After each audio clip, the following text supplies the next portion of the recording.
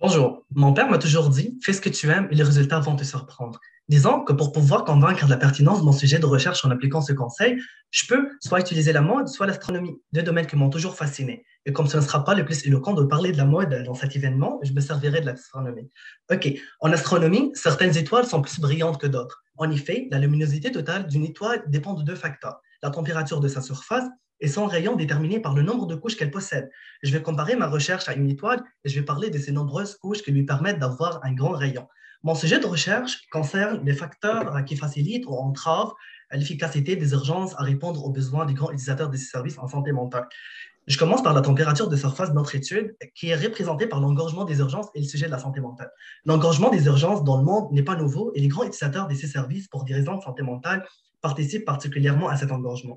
Et en fait, le recours récurrent à ces services peut être le signe de l'inadéquation des services pour répondre aux besoins de ces patients.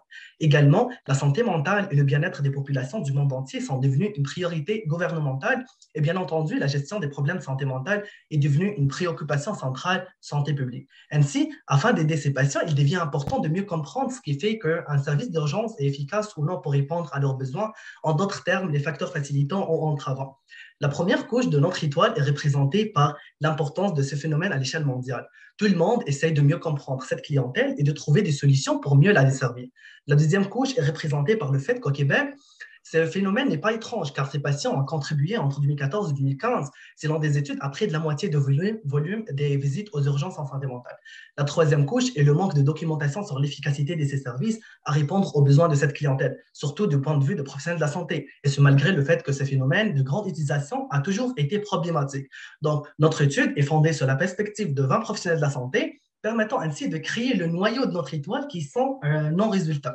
Nous avons trouvé plus d'entraves que de facteurs facilitants qui étaient principalement liés au système de la santé, comme l'indisponibilité des services en santé mentale, liés aux patients, comme certains profils cliniques problématiques, et d'autres liés aux professionnels soignants eux-mêmes, comme leur rotation ou leur instabilité. Le facteur facilitant était surtout lié aux caractéristiques organisationnelles, notamment le peu d'innovations implantées à l'urgence ou avec ce partenaire.